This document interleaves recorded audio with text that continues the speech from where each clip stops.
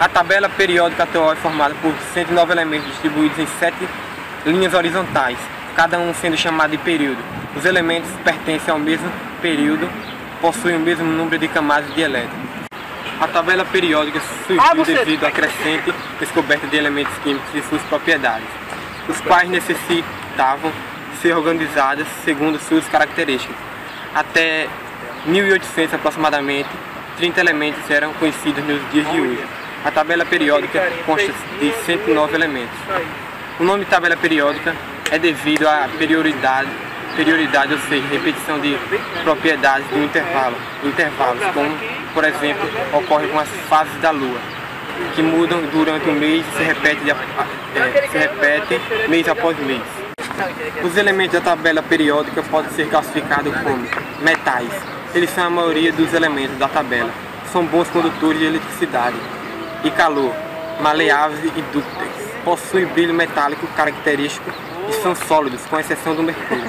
Não metais são os mais abundantes da natureza e, ao contrário dos metais, não são bons condutores de calor e eletricidade. Não são maleáveis e dúcteis, não possuem brilho como os metais e gases nobres.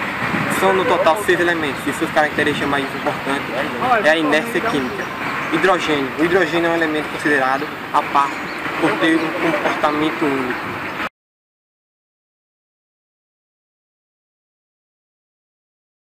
Quem construiu a tabela periódica foi Dmitri Ivanovich Mendeleev, no início do século XIX, mas na época de Mendeleev sabia-se apenas da existência de apenas 63 elementos e não se conhecia o número atômico deles, nem o fato de que os átomos eram formados por prótons, nêutrons e elétrons, mas a tabela de Mendeleev não era perfeita, vários elementos não se encaixavam na coluna que foram colocados.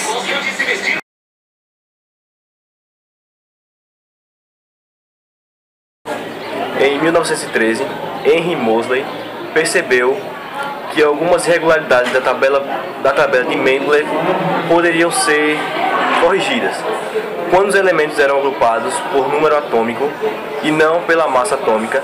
Descobriu assim uma lei científica, a lei periódica dos elementos, segundo a qual muitas propriedades físicas atômicas, as 7 linhas horizontais da tabela periódica são chamadas de períodos e as 18 linhas verticais da tabela periódica são chamadas de grupos. Em certas condições, o gás hidrogênio pode se combinar com o gás oxigênio e formar uma nova substância, a água.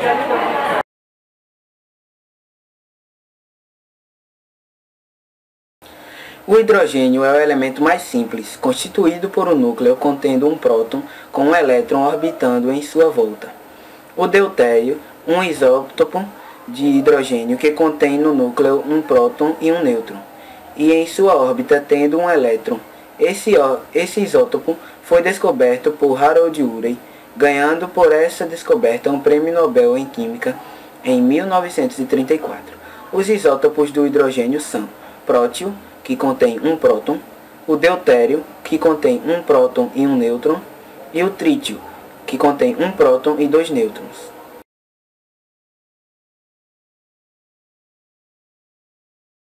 Oxigênio vem do grego oxis, que é ácido, e genes, que é produtor. É um gás incolor, inodoro e insípido, ou seja, sem cor, sem cheiro e sem gosto, pouco solúvel em água, fazendo-se presente na natureza sob a forma de 3 isótopos estáveis. O oxigênio 16, presente em 99,75% das ocorrências no meio ambiente.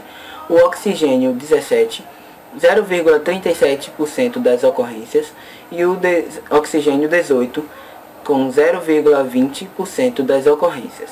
É elemento pouco solúvel em água e em temperatura ambiente, sua molécula é inerte. Na presença, porém, de substâncias catalisadoras ou ao receber calor, reage com grande parte dos elementos químicos, originando diversos compostos, composto também a água.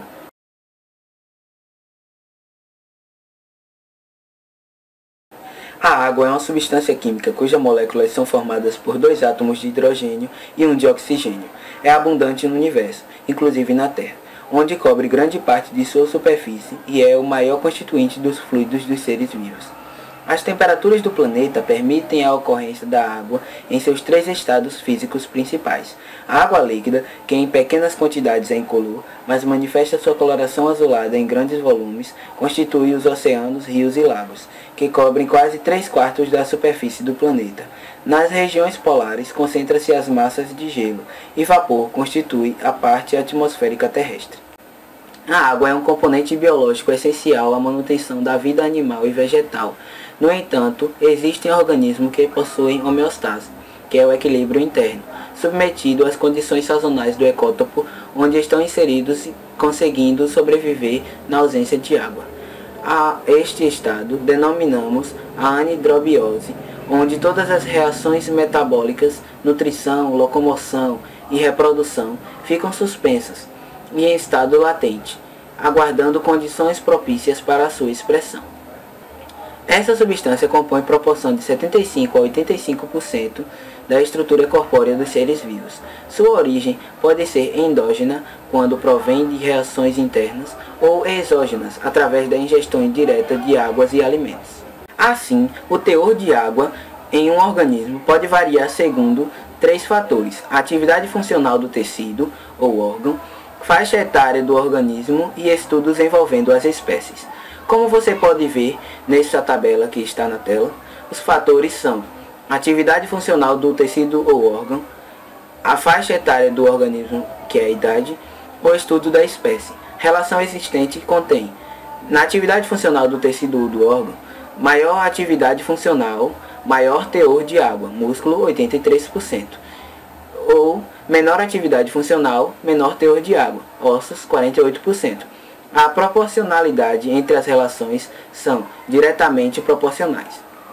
Já na faixa etária do organismo, que é a idade, relação existente dele geralmente é organismo juvenil, maior teor de água, organismo adulto, menor teor de água.